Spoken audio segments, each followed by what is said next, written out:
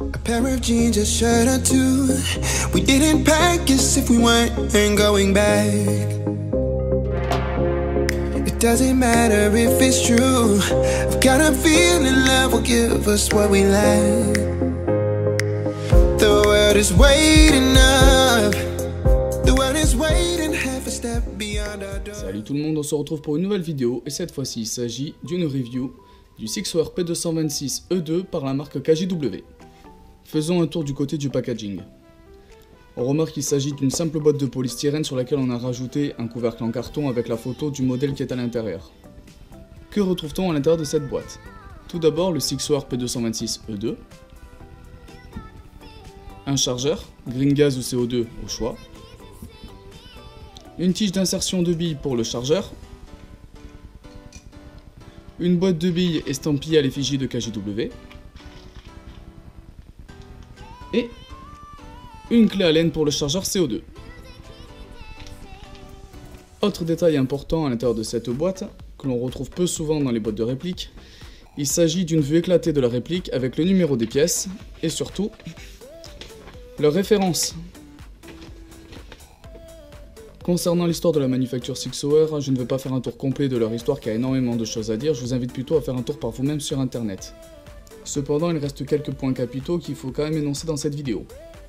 Tout d'abord, il faut savoir que Sixwear est un nom composé car il s'agit d'une collaboration germano-suisse. Cependant, on retrouve certains de ces modèles sous l'appellation SIG Arm car il y a une filiale aux États-Unis. Comment une entreprise germano-suisse en est arrivée à exporter ses armes aux USA? Il faut savoir qu'historiquement, en 1983, les États-Unis ont voulu retirer de leur armée le célèbre Colt 1911. Pour cela, ils ont fait un appel d'offres pour lequel Sixwear s'est lui-même présenté avec le Sixwear P220. Cependant, Sixwear n'a pas remporté l'appel d'offres, ils ont perdu face au Beretta 92. C'est plus tard dans l'histoire en 1998 que le Sixwear P226 fait son apparition. Cependant, il rencontre un problème d'ergonomie car sa crosse étant large, seules les personnes ayant des grandes mains sont à l'aise pour le tir. C'est pour cela que quelques temps plus tard, le Sixwear P226E2 fait son apparition avec une armature de crosse plus fine permettant aux gens avec des mains plus petites de pouvoir l'utiliser avec aisance. Il faut savoir que le Sixwear P226 a rencontré un certain succès avec le temps. On en retrouve de nombreuses variantes comme le P226 MK25, le P226 SCT, le P226 Equinox, le P226R HSP, le X5, le XX, le Combat, le Elite et la liste est encore très longue.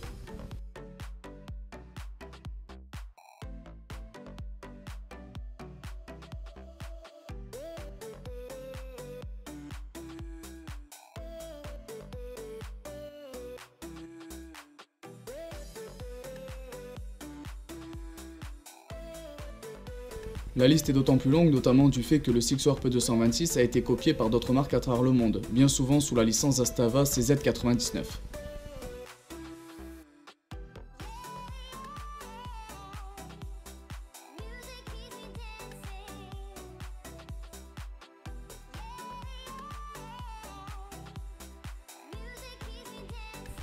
Concernant le vrai Sixwear P226E2, il faut savoir qu'on se retrouve avec une arme qui peut être chambrée en 9 mm, en 357 Sixwear, en 40 Smith & Wesson ou encore en 22 long rifle.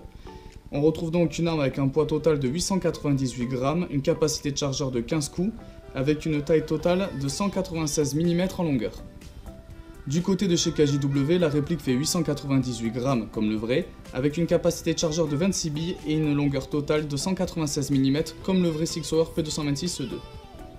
La réplique de chez KJW est full métal, à savoir qu'elle a une armature totalement métal avec des plaquettes de crosse en plastique, comme le vrai Sixwear P226E2. La réplique est livrée d'origine soit avec un chargeur gaz, soit un chargeur CO2, car le nozzle qui est à l'intérieur permet de fonctionner avec l'un ou l'autre sans souci. La réplique est en double action, ce qui signifie que votre réplique est en capacité de tirer que votre marteau soit déjà armé ou qu'il ne le soit pas. On garde un certain réalisme avec la réplique dans le sens où la détente est relativement dure en double action. Un détail que je tiens à souligner avec cette réplique, c'est son certain réalisme, à savoir que si vous voulez désarmer votre marteau sans appuyer sur la détente, il suffit de faire usage du levier de désarmement, et ainsi votre marteau se retrouve en position grande sûreté au choc.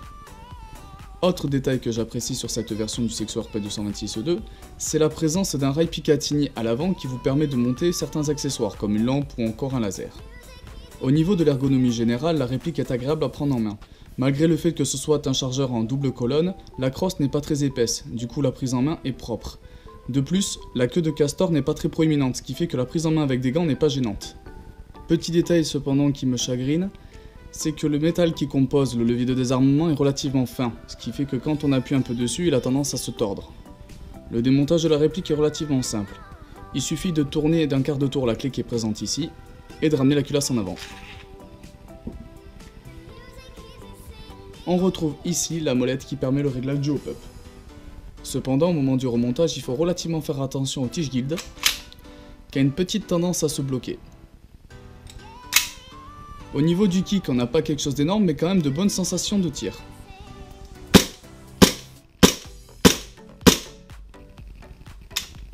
Concernant les marquages de la réplique, KJW n'ayant aucune licence, on ne retrouve aucun marquage, que ce soit sur la crosse, sur la culasse ou encore sur la fenêtre d'éjection.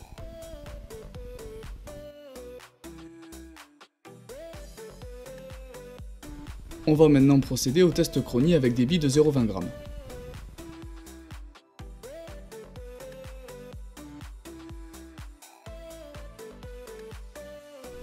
On a donc une réplique qui tire avec une puissance moyenne de 280 fps. Petit bémol que je tiens à souligner, c'est que la peinture des chargeurs n'est pas très résistante. Comme vous pouvez le constater, avec l'usage, la peinture part très vite. Selon moi, c'est une très bonne réplique de points, à savoir que c'est une réplique full metal compatible gaz CO2 avec un très bon rapport qualité-prix.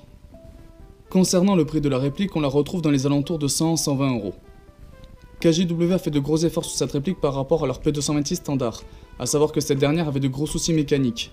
Le blowback ne fonctionnait pas tout le temps, le tir s'actionnait qu'un coup sur deux, le marteau ne se rabattait pas toujours, et le système de désarmement du marteau avait des ratés. Cette review est à présent terminée, j'espère vous retrouver très vite pour une prochaine vidéo.